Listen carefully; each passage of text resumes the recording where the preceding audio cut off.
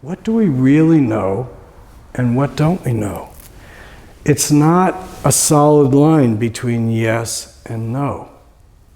There's so much vagary in the middle of what do we know, what don't we know, what memories do we believe, what actually happened versus the memories that we hold. There's all this ambiguity.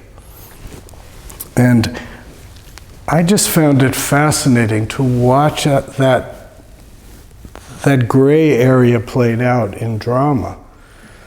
But I think another thing, as we drop into our practice, we start to find that gray zone. We think we know, I'm this, I'm that, God is this, good is this, bad is this. We have these tight, narrow lanes that we put everything in. But I know it's my experience, and I've heard enough from others, that when we go in and really look, it's actually a lot more gray.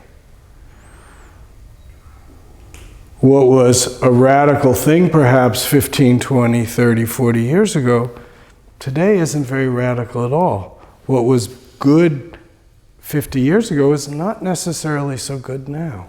So there's all this grayness that if we can find a way to find our stability in, then we're actually getting somewhere. When Zen Master Bon Soeng says you have to kill God, or there are stories in Zen, the same thing is said. If you want to understand the Buddha, first you have to kill the Buddha. Or often students are told you have to kill your teacher. Now I'm hoping that doesn't mean you're going to do something bad to me. But you do have to kill, but Marshall had it just right. What you're killing is your idea. And when you kill your idea, then you're open for what actually is.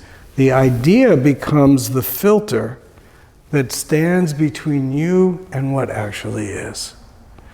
So when we say kill God or kill the Buddha or kill your teacher, what we're really saying is break open that conceptual framework that keeps you trapped. Then when you feel the breeze, maybe you'll get a feel for what God really is.